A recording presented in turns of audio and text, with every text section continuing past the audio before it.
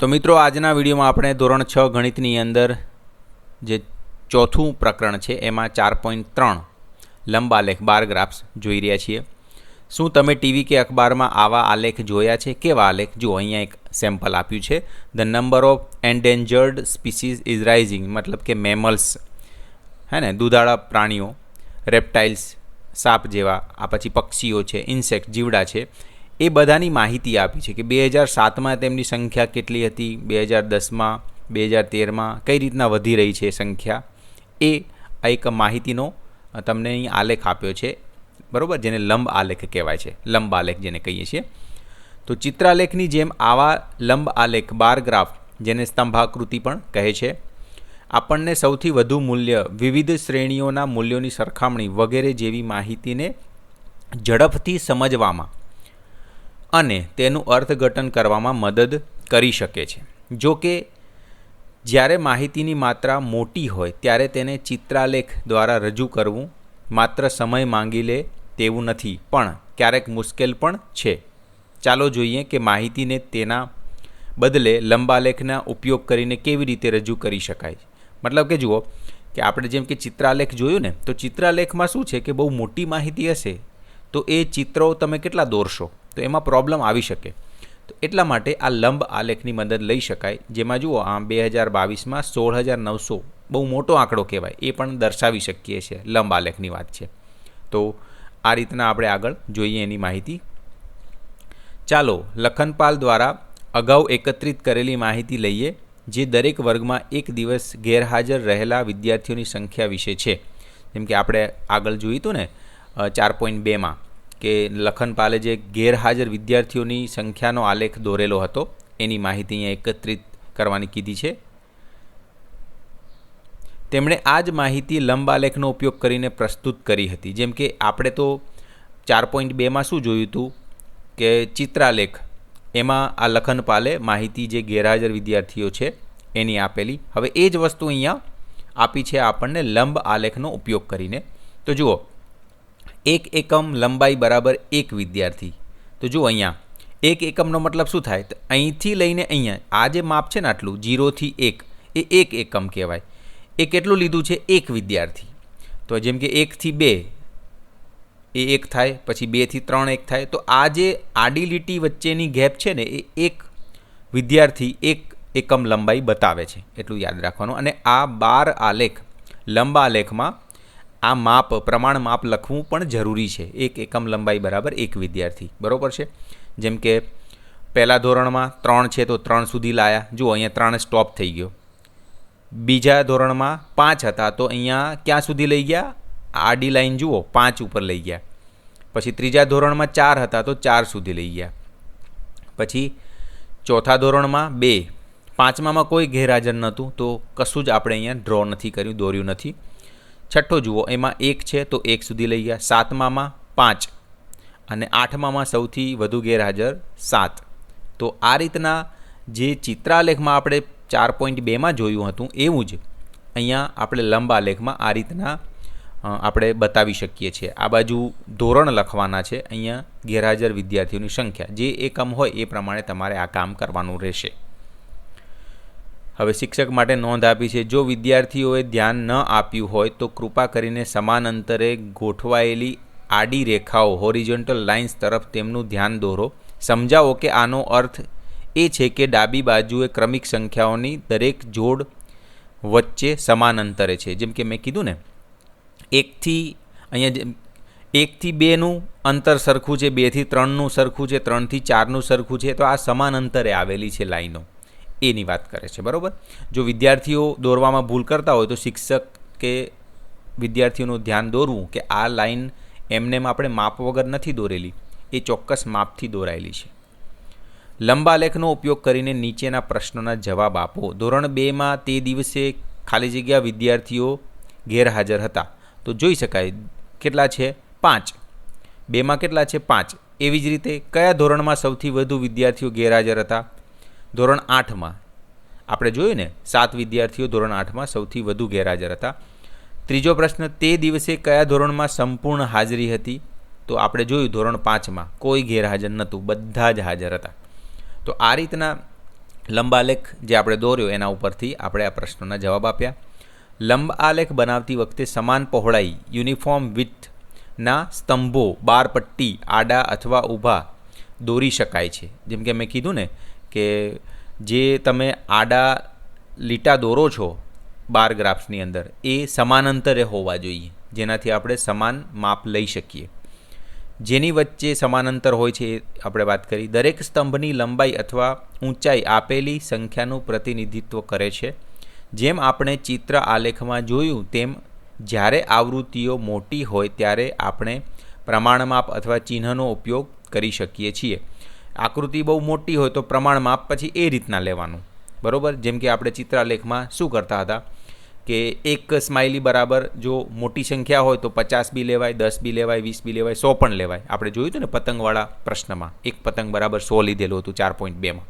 તો આ એની વાત કરે છે કે પ્રમાણમાપ મોટું લઈ શકાય, ચિહ્ન મોટા લઈ શકાય, એ રીતની વાત છે જ્યારે આવૃત્તિઓ મોટી હોય ત્યારે.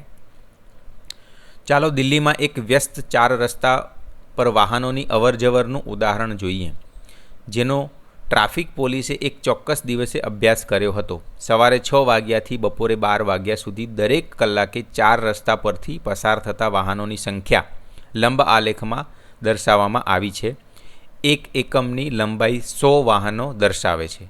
જો અહીંયા આમ આડું દોર્યો છે, આપણે હમણાં જે આગળ સમજ્યા ને એ ગ્રાફ કેવો હતો, નીચેથી ઉપર જતા હતા સ્તંભ, બરાબર છે. અને અહીંયા કેમ છે, આડા લીટા દોર્યા છે. સ્તંભ જે બનાવ્યા છે ને આડા બનાવે છે અહીંથી આમ. અને મિત્રો આ વસ્તુ ધ્યાન રાખવાની કે આ જે સ્તંભ છે અને બીજો સ્તંભ આવે છે એ બે વચ્ચે જે આ કહેવાય ને ગેપ, જગ્યા, એ સરખી રહેવી જોઈએ. જો આ બંને સ્તંભ વચ્ચે અહીં સરખી છે, આ બંને સ્તંભ વચ્ચે અહીં સરખી છે, તો આ બધામાં સરખી જગ્યા રાખવાની. અને જે સ્તંભ તમે બનાવો છો એની જાડાઈ પણ સરખી હોવી જોઈએ, તો તમારો જે સ્તંભ આલેખ છે ને એ સારો દેખાય, બીજું કશું નહીં. ચલો હવે વાહનોની સંખ્યા અને અહીંયા સમય અંતરાલ. હવે અહીંયા માહિતી આ જે આપી છે એ આપણે જોઈએ કેટલી છે, 150 છે. મતલબ 6 થી 7 વાગે કેટલું ટ્રાફિક, 150 વાહનોનું ટ્રાફિક 150નું છે. પછી 7 થી 8 વાગે ટ્રાફિક વધી જાય છે, જુઓ 1200 સુધી પહોંચી જાય છે. પછી 8 થી 9 આ આંકડાને તમે અહીંયા સીધી લીટીમાં જોશો ને કેટલું છે, આ 1000 આવે છે. આ તમે જોશો આ 1200 એ લાઈન આવે છે. અને અહીંયા આ જો 1000 સોરી આ 100 અને 200 વચ્ચે છે એટલે આ 150. આ લીટી ક્યાં પૂરી થઈ, 1200 એટલે 1200 છે. આ લીટી ક્યાં પૂરી થઈ, સ્તંભની 1000. હવે આ ક્યાં પૂરી થાય છે તો 800 જોઈ શકાય છે. અહીંયાથી આમ સીધી લાઈન કરો ને 800. પછી આ છે 700, જુઓ અહીંયા સીધી લાઈનમાં 700 આવે છે. પછી આ છે 600, આમ જુઓ દોરો ને, આ 600ની સામે પૂરું થાય છે. તો આ રીતના જે આંકડા આપેલા છે વાહનોની સંખ્યા ટ્રાફિકના, એ આપણે અહીંયા ગ્રાફમાં આ રીતના જોયા. હવે જોઈએ આગળ. આપણે જોઈ શકીએ છીએ કે 4 રસ્તા પર સૌથી વધુ ટ્રાફિક સૌથી લાંબા સ્તંભ દ્વારા દર્શાવવામાં આવ્યો છે. જોયું ને અહીંયા કે 7 થી 8 વચ્ચે સૌથી વધુ ટ્રાફિક છે, તો એનો સ્તંભ જે બને છે ને સૌથી ઊંચો બને છે ને. આ જો સૌથી લાંબો છે 1200 વાળો, એની વાત કરે છે. એટલે કે સવારે 7 થી 8 વાગ્યાના સમયગાળા માટે લંબાલેખ દર્શાવે છે કે તે સમયે 1200 વાહનો 4 રસ્તા પરથી પસાર થયા હતા. મતલબ કે શું બતાવે છે કે 7 થી 8 વાગ્યા વચ્ચે 1200 વાહનો એ 4 રસ્તા પરથી પસાર થયા હતા. બીજો સ્તંભ, લાંબો સ્તંભ સવારે 8 થી 9 વાગ્યા માટે છે. તે સમય દરમિયાન 1000 વાહનો 4 રસ્તા પરથી પસાર થયા હતા. એ પણ જોઈ શકીએ છીએ. 8 થી 9 એમાં 1000 છે ને, તો એટલા વાહનો પસાર થયા. તેવી જ રીતે સૌથી ઓછો ટ્રાફિક સૌથી નાના સ્તંભ દ્વારા દર્શાવવામાં આવ્યો છે, એટલે કે સવારે 6 થી 7 વાગ્યાના સમયગાળા માટે. તે સમય દરમિયાન લગભગ 150 વાહનો 150 વાહનો 4 રસ્તા પરથી પસાર થયા હતા. જોઈ શકાય છે ને, જો આ 6 થી 7 વાગ્યામાં ખાલી 150 વાહનો જ છે.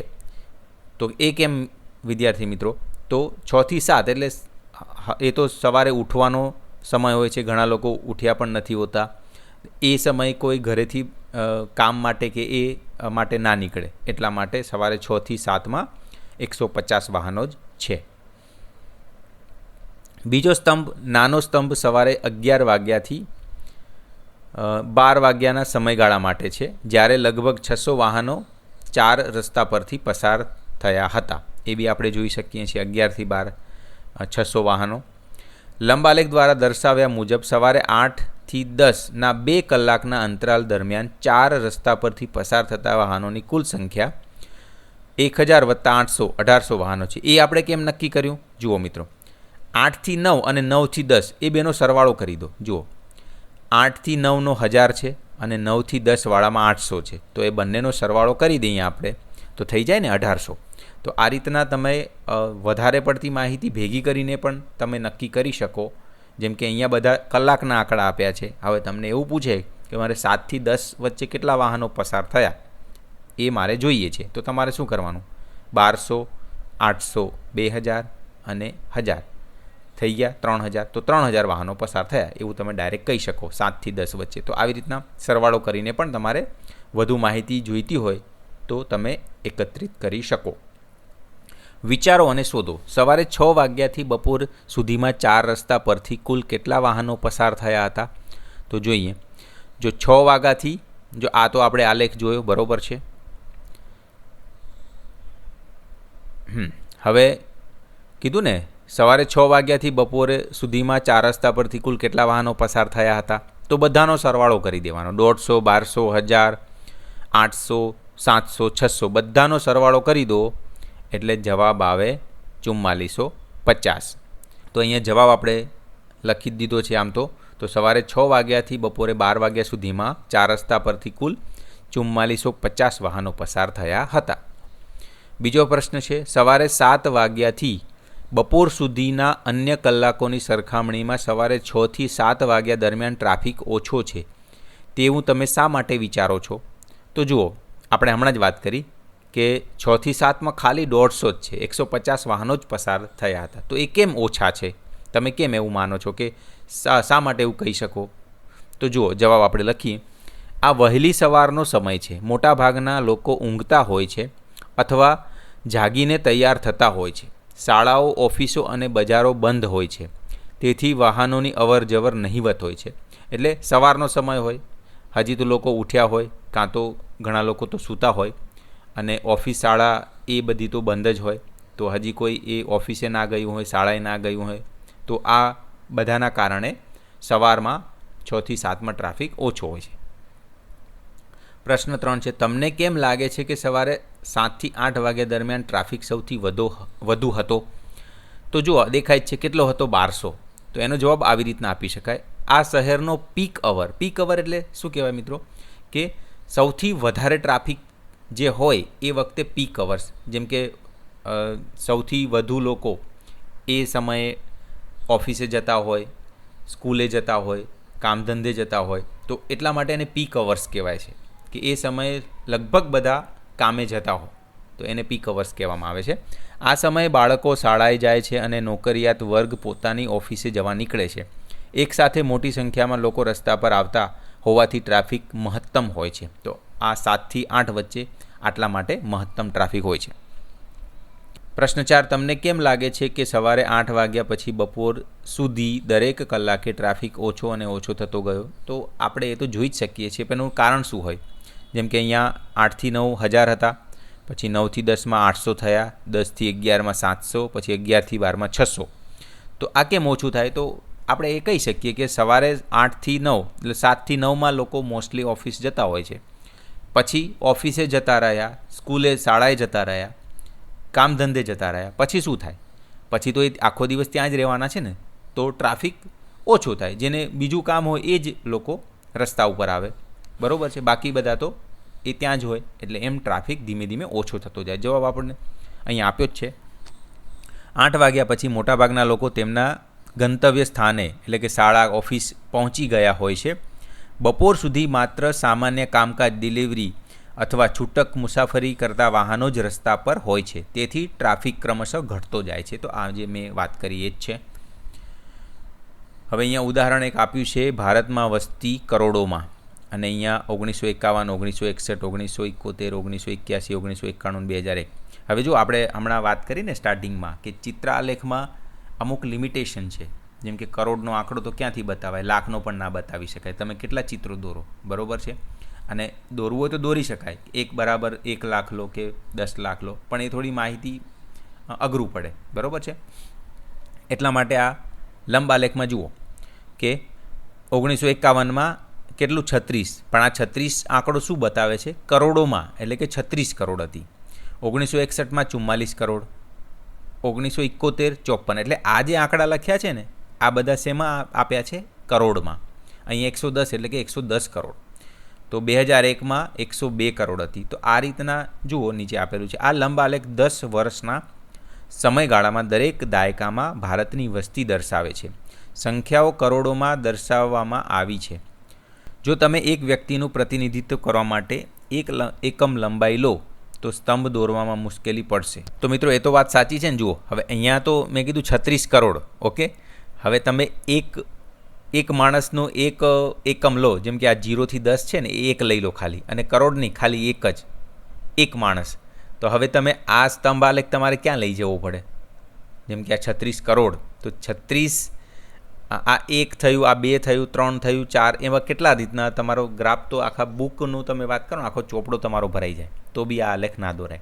તો એટલા માટે આપણે આ એકમ જે છે ને એ રીતના બતાવવો પડે. અહીંયા એકમ શું છે? 1 એકમ બરાબર 10 કરોડ. તો આ રીતના તમે આ માહિતી લખી શકો. તેથી આપણે એવું પ્રમાણમાં પસંદ કરીએ છીએ કે 1 એકમ બરાબર 10 કરોડનું પ્રતિનિધિત્વ કરે. જેમ કે હમણાં મેં વાત કરીને કે આ 0થી અહીંયા 1 લઈ લો, એ એક ખાલી માણસ, મતલબ કે એક માણસની વસ્તી બરાબર 1 એકમ.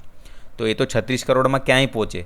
એટલા માટે શું કહે છે કે આ રીતના માહિતી સારી રીતના બતાવવા માટે અલગ અલગ માપ તમારે 1 એકમના લેવાનું. જેમ કે અહીંયા 1 એકમ બરાબર 10 કરોડ વસ્તી એવું લીધું છે.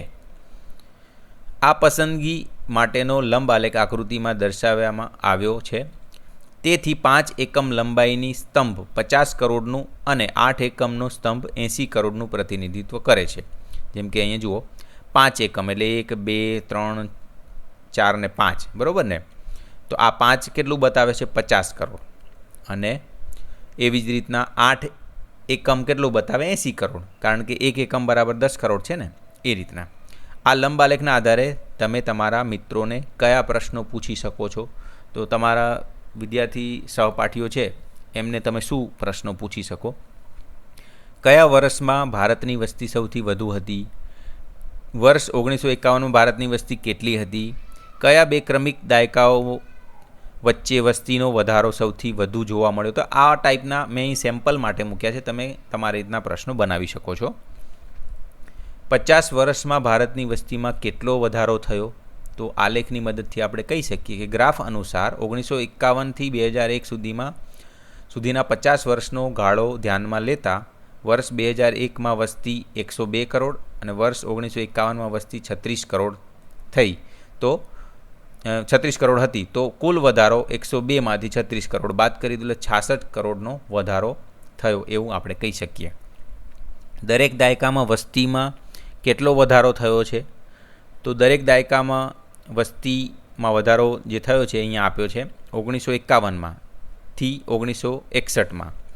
એટલે 51થી 61, 44 - 36 બાદ કરો એટલે 8 કરોડ.